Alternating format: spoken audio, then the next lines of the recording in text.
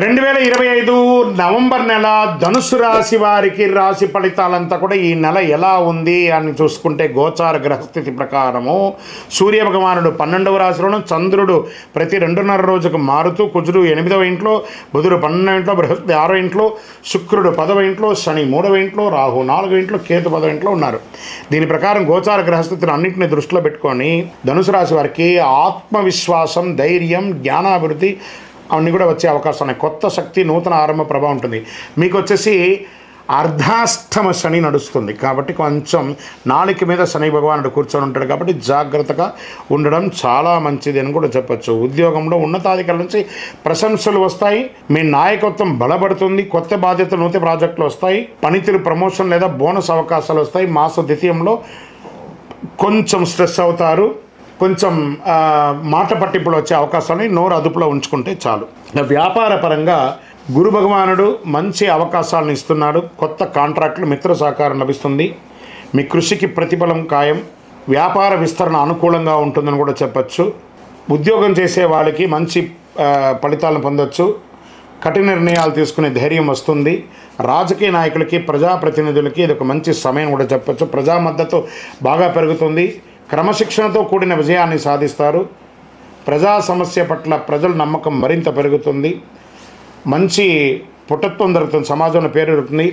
విదేశీయ పోటీలు, ప్రాజెక్టులు, వీసా అవకాశాలు బాగా కనబడుతున్నాయి. విదేశీయ లాభాలు, కొత్త కాంట్రాక్టులు వచ్చే అవకాశాలు ఉన్నాయి. ఐటీ రంగంలో ఉన్న వారికి కాస్త లీడర్షిప్ రోల్, కొత్త టెక్ ప్రాజెక్టులు ఇవన్నీ కొంచెము స్ట్రెస్ని ఎక్కువ తీసుకొచ్చి పెడుతుంది.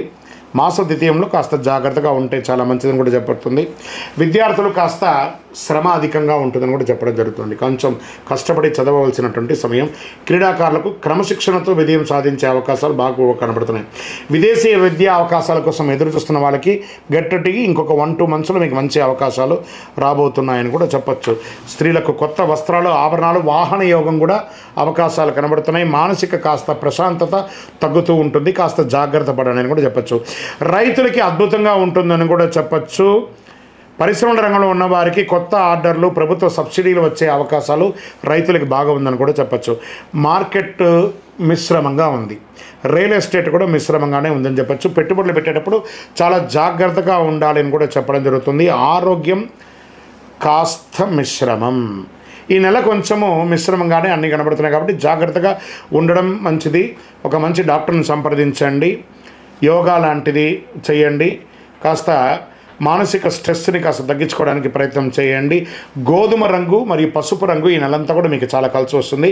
నంబర్ 3 అనే ఒక సంఖ్య మీకు చాలా కలిసి వస్తుంది. తూర్పు మరియు దక్షిణ దిక్కు ప్రయాణాలు మీకు చాలా అనుకూలంగా ఉంటుంది. గురు భగవాన్ని ప్రార్థన చేయండి. బృహస్పతికి పూజ చేయండి. పసుపు వస్త్రాలతో దానం ఇవ్వండి. పసుపు పూల దానం చేయండి.